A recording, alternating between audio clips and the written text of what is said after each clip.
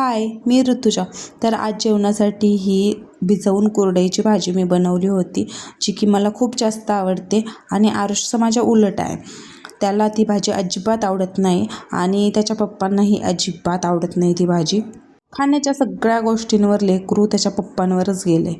असो, माझी आवडती भाजी होती त्याच्यामुळे मी मात्र पोटभर जेवण केलं.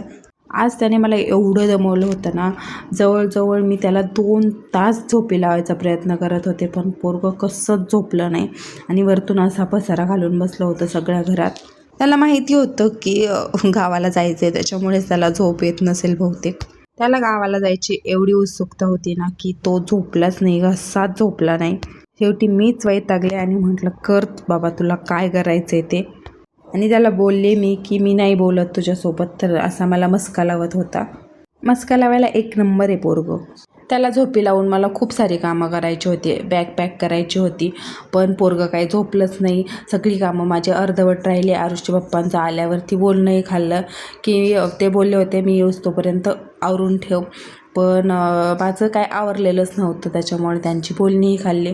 त्याच्यानंतर सगळं आवरलं, मी निघलोत घरी जायला, तर फारच उशीर झाला होता आणि त्यांचे टोमणेही चालले होते मध्येच की तू मुद्दाम नाही आवरत. त्यानंतर दुसऱ्या दिवशी आमचा असा नाश्ता चालला होता, चहा आणि खारीचा.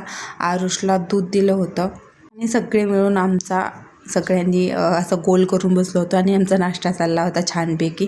आणि आज मला उशीरच झाला होता जरा स्वयंपाक बनवायला, त्याच्यामुळे एवढी गरमी लागत होती ना, ऊन जास्त झालं की स्वयंपाक करूच वाटत नाही, गॅस पुढेच उभा राहावं वाटत नाही. चला, इथेच एंड करते आपला आजचा व्लॉग पाहायला आवडत असतील तर आपल्या चॅनलला सबस्क्राईब करा. बाय.